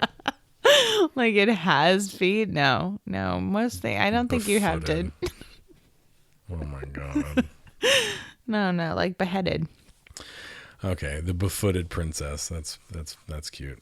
Yeah, what I was saying is that this is a co-pro between Walt Disney and Paramount. So I think Paramount was probably ones like, come on, Walt, come on, just a little bit of dick shadow, just a tiny bit of side nip, just a little bit of befooting the princesses, just a smidge of the oopy goopy.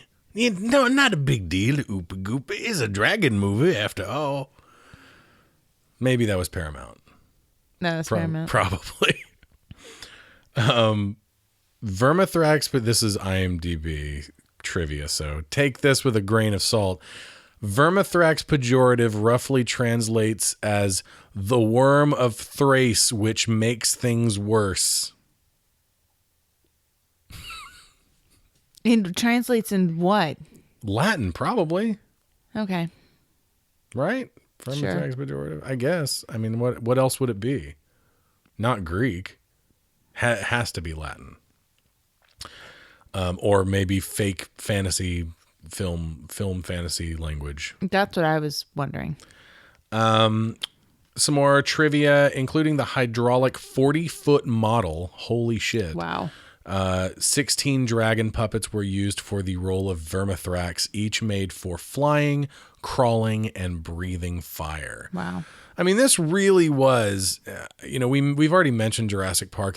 I feel like this really was kind of like test run for Jurassic Park. Yeah. Which came out would have been 81, like 13 years later, 12 years later, something like that, 12 years later. What you doing, Gandalf the White? He's totally Gandalf the White, like dressed in white, comes back from the dead in white robes. Yeah, I know. He's totally Gandalf the White. Yeah, completely. And he's about to fight the Balrog, so. Which, Gandalf the Grey fights the Balrog. Fuck it, right? Whatever. That's true. This is cool. The clouds coming over the mountains. Mm-hmm. It's a neat shot. There's a lot of really cool stuff in this like final battle scene right here. Most of which I feel could have used a nice heavy metal soundtrack, especially when he's shooting lightning bolts at the dragon. Like he's causing lightning bolts to come out of the clouds to hit the dragon. I want to hear some face melting guitar solo. So I don't know if they've already showed it or if they're about to show it. They've maybe already showed it, but so people were being baptized in the village, right, to protect them from the dragon, conceivably. Surprised it's not going to work, obviously, but I guess it kind of does on one hand, because the dragon's going to die and they're going to say it was Christianity that saved them. But interesting the way that this movie paints religion, if not as like a bad character, as an ineffective one. Yeah, totally ineffectual. Yeah. And I think that it's like they build that thread that runs through, but I don't think that it actually interacts and intertwines with the main theme or the narrative in an interesting way. And like I said before, and we'll get to the moment, but I think it really just builds to a gotcha moment at the end of the movie that is like, that's cute. What a stab at religion that was. And Valerian's about to do this whole thing where she's like, destroy it now, destroy the amulet now. He told you to destroy the amulet. And he's like, no, I have to wait until I know it's right. Here you see, she's like telling him to destroy it. I don't know why they're doing this with their characters right now. It's weird. And she like fights him over it. It's just weird. It is a weird, I think they just wanted some tension between the two characters in this moment, and it does not come across naturally. Well, it gives them something to do. But it is not natural. Yeah. I don't understand why she would be doing that, and suddenly he has logic, and suddenly he makes good choices. Why? It is really funny what destroying the amulet actually does, though. But also symbolically, it works. Sure, but it's mostly funny. I mentioned the heavy metal soundtrack that should be in this movie. We didn't really talk about the music a whole lot. The music in this movie is Wallpaper, which I feel, that's a fucking amazing shot right there. The dragon breathing fire down on, it's beautiful, on Ulrich. Ulrich's one shot is less cool, but does not affect Gandalf. And he's like, fuck this staff. Fucking broke my stick. Fucking fire stick. But we didn't talk about the music. The music in this movie is Wallpaper. I think it's better, if less ambitious, if you want to call it that, than Lady Hawk.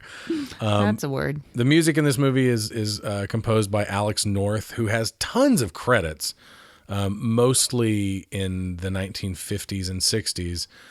But he notably composed the scores for The Dead and Good Morning Vietnam, which were both from 1987, a few years after this.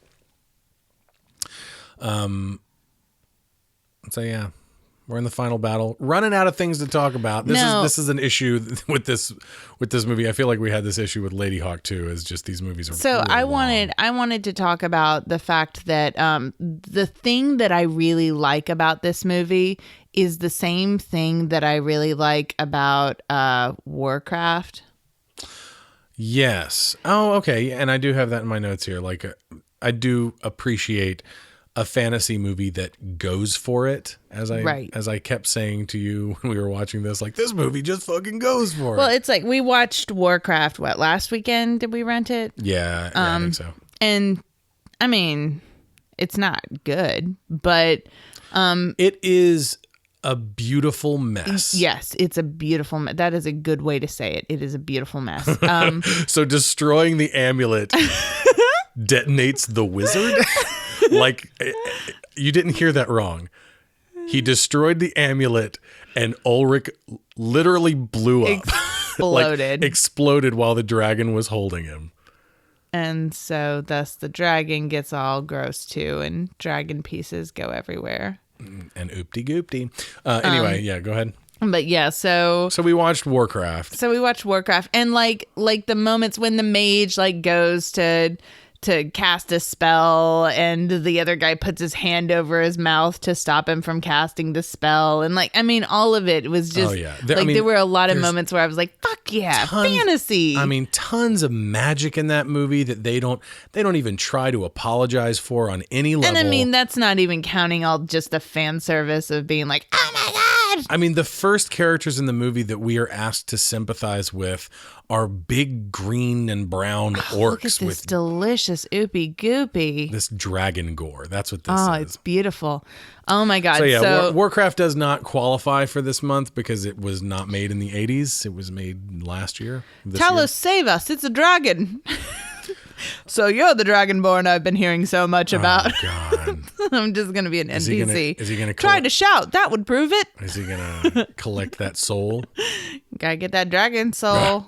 I don't know what he's saying. So you can buff up that Vassar Da. So. What is he saying there? When you collect the dragon soul and the little music cue plays and it's like, I think it's just that. I think you just got it. Okay, cool. Got it.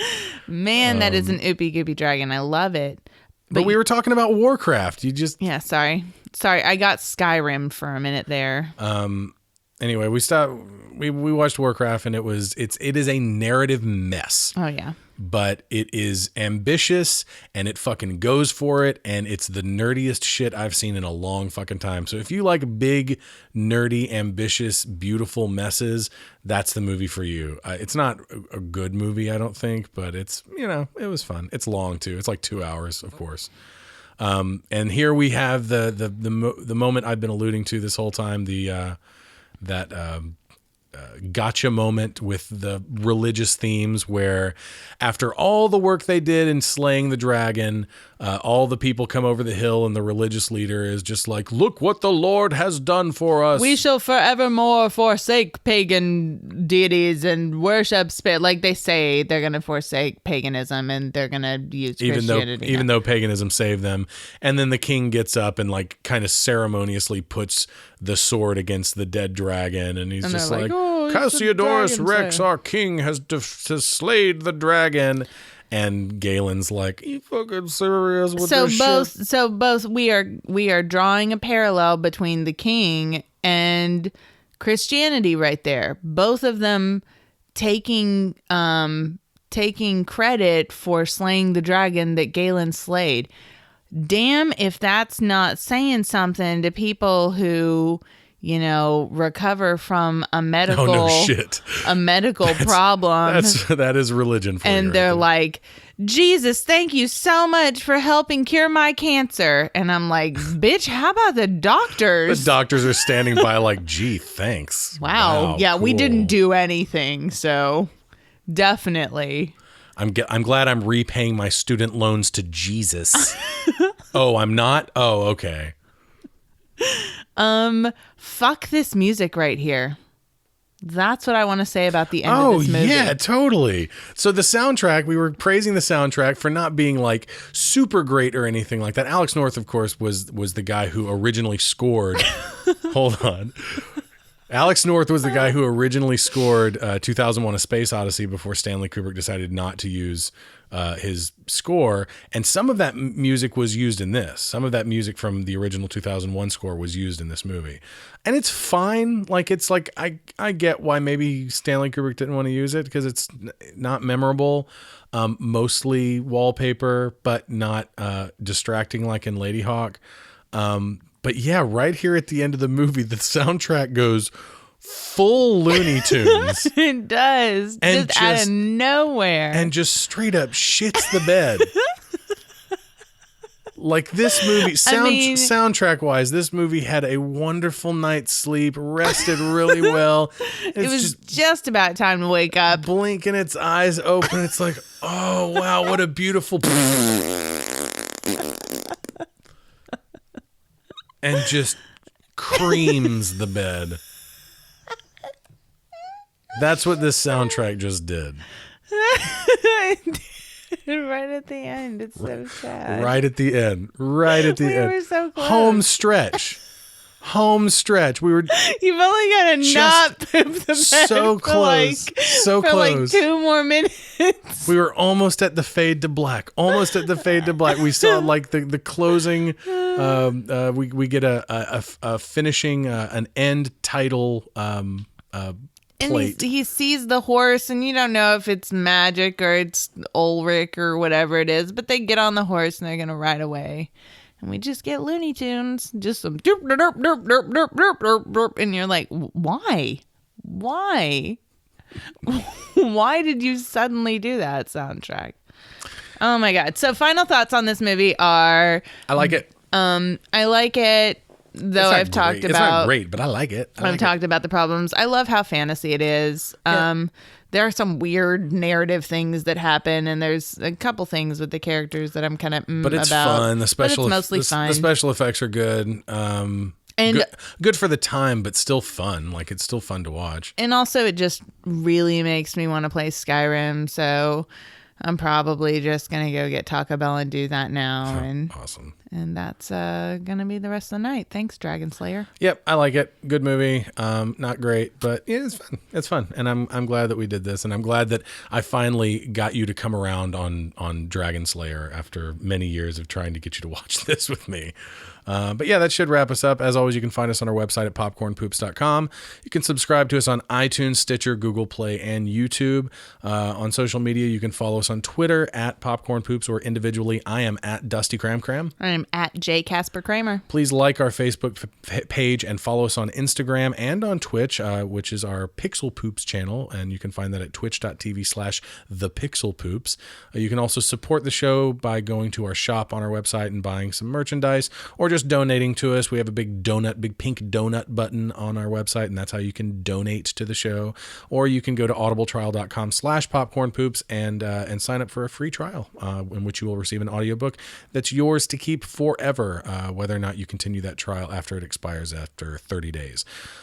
Every week we like to highlight a friend of the show, shine a little light on some other movie podcasts that are doing great work. And this week we would like to send you over to Junk Food Dinner, and you can find those guys at junkfooddinner.com. Next week, what will we be watching? Well, we will be continuing #80s Fantasy Month with Don Coscarelli's 1982 film, The Beastmaster. Hell yes. I am super excited. A little sad that our first Coscarelli film wasn't Phantasm, but you can't win them all, and that's fine. Beastmaster's a good choice. Looking forward to it. So until next time, take care. Bye-bye. We are the Popcorn Poops.